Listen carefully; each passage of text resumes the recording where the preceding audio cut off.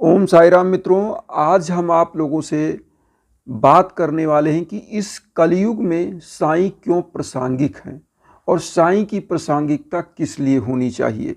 मैं आज इस मुद्दे पर आप लोगों से चर्चा करने वाला हूं और साईं की जो प्रासंगिकता है इस कलयुग में, क्यों लोग साईं को इतना ज़बरदस्त मान रहे हैं और क्या कारण है कि लोग जुड़ते चले जा रहे हैं और एक के बाद दूसरा, दूसरे के बाद तीसरा, तीसरे के बाद चौथा, इस तरह से बीज गणितीय योग में लोग साईं बाबा के भक्त बनते जा रहे हैं।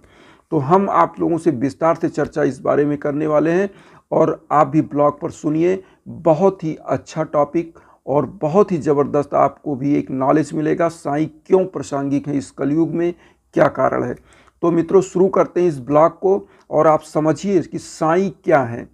जिस प्रकार से आप किसी पौधे में जल डालते हो और पौधा धीरे धीरे धीरे धीरे उसकी कोपलें फूटती हैं, उसमें कली आती है, फल आते हैं, फूल आते हैं और फिर वो पौधा भी विलीन हो जाता है। तो कहने का मतलब यहाँ पर है, उत्थान और पतन प्रकृति का नियम है, लेकिन हम लोग एक मानव हैं, हम आशावादी हैं। तो हम आशावादी हैं तो हमारी आशा यही होती है कि हम किसी ऐसे गुरु को माने, किसी ऐसे ईश्वर को माने जो आडंबर रहित हो, जो हमारे उत्थान के लिए, मानवता के लिए काम करने वाले हों। उन्हीं में से एक हमारे साईं हैं, जिन्होंने मानवता के लिए काम किया है, जिन्होंने अपाहिजों, कोढ़ियों, विकलांगों को गले से लगाया है। जो हम लोग जानते हैं, जो हम लोगों ने पढ़ा है साईं सच्चरित्र के माध्यम से और जो साईं संस्थान के ग्रंथ हैं वहाँ के माध्यम से, वो यही समझा है कि साईं जन कल्याणकारी थे और साईं के पास कोई आडंबर नहीं था। जिस प्रकार से रामानंद जी ने लिखा है कि जाति पात पूछे नहीं कोई, हरिका भजे सो हरिका होई। तो हमारे साईं ने कभी भी किसी जात पात को पूछ करके गले नहीं लगाया है। और साईं का जो इस कलयुग में प्रासंगिकता इसलिए है क्योंकि जहाँ पर हम लोग संप्रदायवाद, धर्मवाद, जातिवाद चीज़ों में घिरे हुए हैं, वहाँ कहीं ना कहीं हमारे साईं निखर कर आते हैं और वो ये उनका मैसेज जाता है कि सबका मालिक एक है। मतलब हम लोग सबसे पहले एक मानव हैं और जिसके अंदर मानवता धर्म है वही साईं है। क्योंकि साईं कहते हैं कि धर्म रूपी नदी में मानवता रूपी नाव पर अगर चढ़ के आप चलोगे तो इस भवसागर को पार कर जाओगे। और अगर आप धर्म को एक गलत रूप में परिभाषित करोगे, क्योंकि मित्रों मैं आपको बताऊं, शब्द ऐसे होते हैं उसके अर्थ और अनर्थ दोनों निकलते हैं। तो यहाँ पर मैं कहना चाहूँगा कि जो भी साईं भक्त हैं वो अर्थ को सार्थक वे में लें और उस प्रकार से धर्म की परिभाषा ना समझें कि किसी आडंबर रूप में जाएं। साईं क्या थे? मानवता के पुजारी थे। साईं यही मैसेज उनका जो भी हम लोगों ने पढ़ा ग्रंथों में, वो यही मिला कि साईं ने हमेशा मानवता की सेवा की है, गरीबों दीन दुखियों की सेवा की है। मैं उन समस्त अपने जो हमारे युवा बिरादरी के लोग हैं, जो माताएं बहनें, जो मानवता है, जो भक्त हैं साईं के, मैं सबसे यही कहूँगा कि गरीबों के लिए, दीन दुखियों के लिए, अबला असहायों के लिए आप काम करिए। आप धर्म के भीरू हैं और धर्म पर आप चल रहे हैं।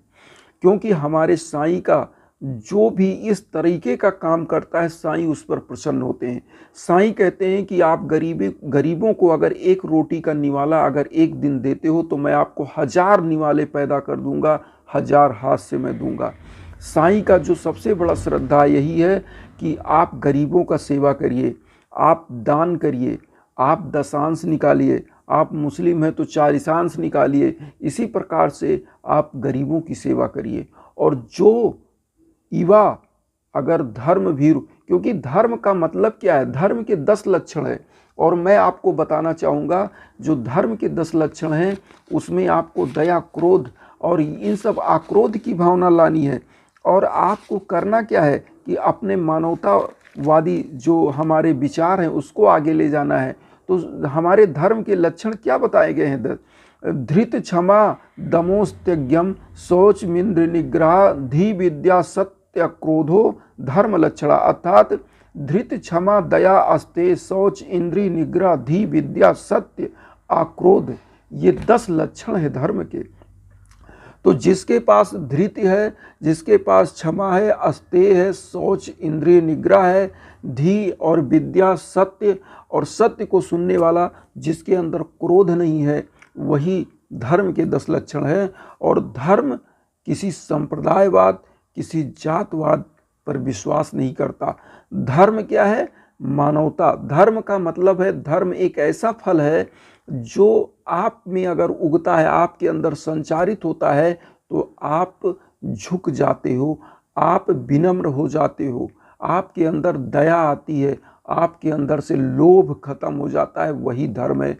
जिस दिन आपके अंदर एक चींटी को भी मारने के लिए आपके अंदर ये दया आ जाएगा कि कोई एक चींटी पानी में गिरी तड़प रही है, आप अपनी उंगली डाल के बचा दोगे, उस दिन आप समझ लेना कि आपके अंदर धर्म का संचार हो चुका है। क्योंकि धर्म समस्त जीवों में एक उस परम पिता परमेश्वर का, जो साईं ने हमारे मैसेज दिया है कि सबका मालिक एक, तो उसको देखते हैं। क्योंकि सभी जीवों में उस परम पिता परमेश्वर का वास है, चाहे वो चींटी हो, चाहे वो हाथी हो, चाहे वो आदमी हो, चाहे वो शेर हो, चाहे वो कुत्ता हो, कोई भी जानवर हो, सभी लोगों का मालिक वही है, परम पिता परमेश्वर है। यहाँ पर स्वभाव क्या है मानव का? मानव का स्वभाव ये अपना है, ये पराया है। इसी चीज़ को जिस दिन हम लोग समझ जाएंगे, उसी दिन उस परम सत्य, परम तत्व साईं को प्राप्त कर लेंगे। क्योंकि साईं कहते हैं जो आपके पास है वो सबका है, और जो सबके पास है वो आपका है।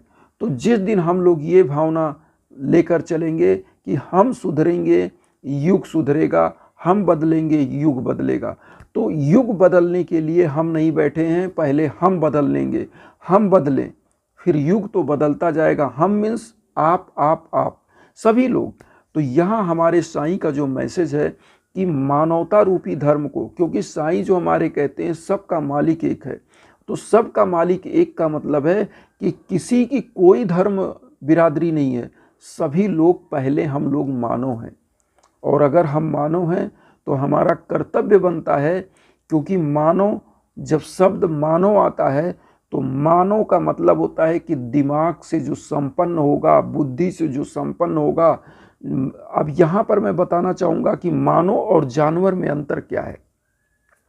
जीव तो वो भी है और जीव हम भी हैं, लेकिन हमारे अंदर सीखने की क्षमता है।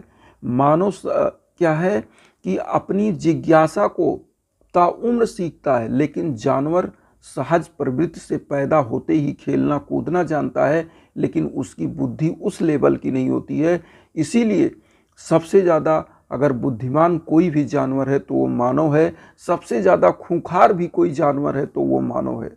इसलिए हमारे अंदर सिक्के के जो 2 पहलू हैं, हम खूंखार बनते हैं, कुख्यात बनते हैं कि विख्यात बनते हैं। तो हमको कुख्यात नहीं, हमको विख्यात बनना है, और विख्यात बनना है तो धर्म भीरु बनना है, मानवता की सेवा करना है, सच्चे साईं को अपने समाज समझना है। आज साईं की जो कलिकाल में, इस कलयुग में प्रासंगिकता है, वो इसीलिए है कि हमारे साईं ने ये मैसेज दिया है कि पहले धर्म कोई है तो मानव धर्म है, क्योंकि सबका मालिक एक है। उन्होंने बहुत समय से, जब हम कहते हैं सबका मालिक एक, तो हमारे साईं की छवि हमारे सामने आ जाती है, क्योंकि उन्होंने जो इतना सुंदर मैसेज दिया है कि सबका मालिक एक, मतलब समस्त जीवों का, जो जीव हैं चाहे वो कोई भी हो, जिसके अंदर आत्मा प्राण शक्ति है, वो उसके समस्त का संचालन उस परमपिता परमेश्वर करता है। और हमारे साईं ऐसे सद्गुरु थे जो इस कलिकाल में उनकी शिक्षा को अगर हम युवा, हम बुजुर्ग, समस्त मानव ग्रहण करें तो मानवता रूपी जो हमारी नाव है वो धर्म रूपी भवसागर में घुस करके, और इस भवसागर को धर्म के साथ हम धीर भीरु गंभीर होकर के और मानवता और जीवों पर दया करते हुए हम इस भवसागर को पार कर सकते हैं। तो यहाँ पर ये समझने की ज़रूरत है कि हमारे साईं क्या मैसेज देना चाहते थे। हमारे साईं कभी भी पंथ जात संप्रदाय में नहीं बंधे, उन्होंने सभी को गले लगाया। वो अमीर हो, निर्धन हो, गरीब हो, कोढ़ी हो, टीबी का किसी प्रकार का मरीज हो, उन्होंने सबको गले लगाया, सबके प्रति दया रखा, जीव निर्जीव सबके प्रति। तो यही हमारा पहला कर्तव्य होना चाहिए और इसीलिए हमारे साईं इस कलयुग में प्रासंगिक हैं। इसी के साथ सच्चिदानंद सद्गुरु साईनाथ महाराज की जय।